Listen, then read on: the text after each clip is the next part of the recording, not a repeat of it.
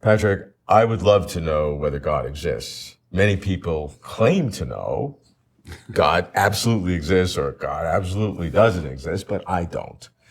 So one of the pieces of data that I have to look at is religion. Now, to me, religion in all its diversity and complexity is not the best, to me, evidence for God.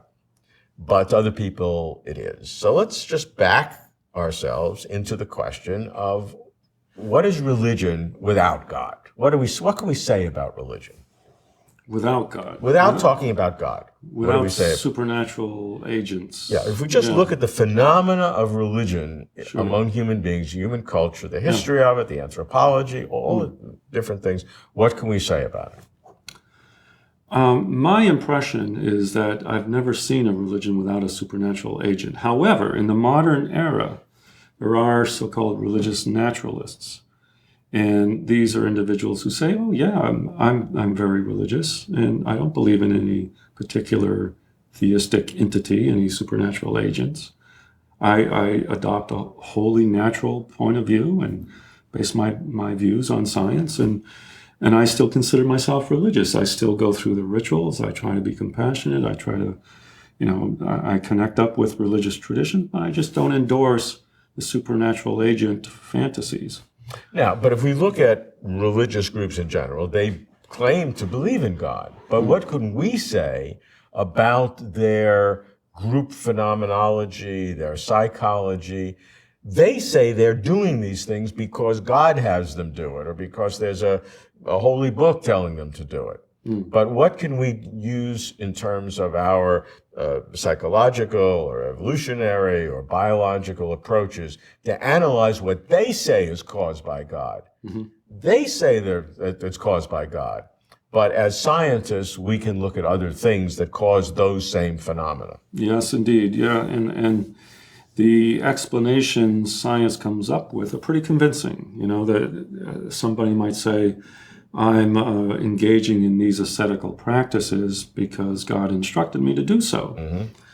But we as scientists look at this across cultures, across individuals, and we begin to notice patterns. And the patterns are that when people do that, group cohesiveness is enhanced and cooperation is enhanced, and so on and so forth. So we can point to alternative functions for these behaviors that don't require the invocation of a God concept. Okay, so one of the things that people who do believe in God would say in trying to prove that religion is related to a supernatural entity is to look cross-culturally and see the pervasiveness of religion across cultures and history and geographies and all type of ethnic diversities. Religion is pervasive. You're saying, in one sense, the opposite, that this pervasiveness can help us discern other kinds of scientific reasoning, not a supernatural antecedent. Right. So what are some of those? Well, punishing supernatural agents help to enforce cooperation and prevent defectors from a cooperative group. If you've got a high god there who is said to be a punishing god, a judgmental god, somebody who sees everything, we call these agents full strategic access supernatural agents in the literature. And these are the gods who can see everything you're doing every second of the day. Full access? Full strategic access Strategic access, wow. Okay. So they know what you're doing all the time, Right. And they know when you're cheating, so you don't cheat. Yeah. And so the supernatural agent concept prevents you from cheating and it enhances cooperation. So we can produce these alternative explanations that make sense and that answer to the data, that connect up with the data. And these alternative functional explanations make sense, and so you don't need a God. Whereas the universality of religion, some would say, is proof of a God. You're saying that if you have such an imagined God who is this full strategic access agent, then that has a powerful cohesive effect on the group to prevent defection, and therefore the group gets stronger, and therefore perpetuates the gene that made them see that in the first place. Yeah, all human cultures have to answer to basic human requirements and basic human needs. And supernatural agents have done that for millennia. But now we know what they were doing to some extent. We know they were enhancing group cooperation in some instances. In other instances, they were promoting healing, perhaps. And there's probably going to be more functions discovered as we go along studying religion. So all human beings have the same basic set of needs. They need to heal, they need to cooperate, they need to mate, all these things. And supernatural agents have been helping us meet those needs across cultures. That's why you see them across cultures. So now that we know what they've been doing for millennia, perhaps we don't need them anymore. Some people would say.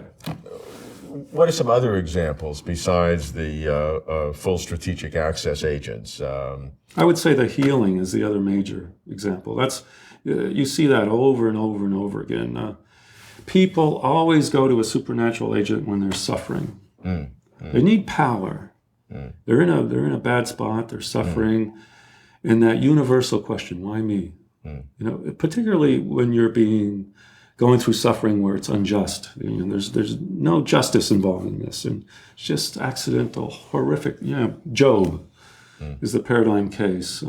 That's when you really need to invoke a God to try to make sense of this situation.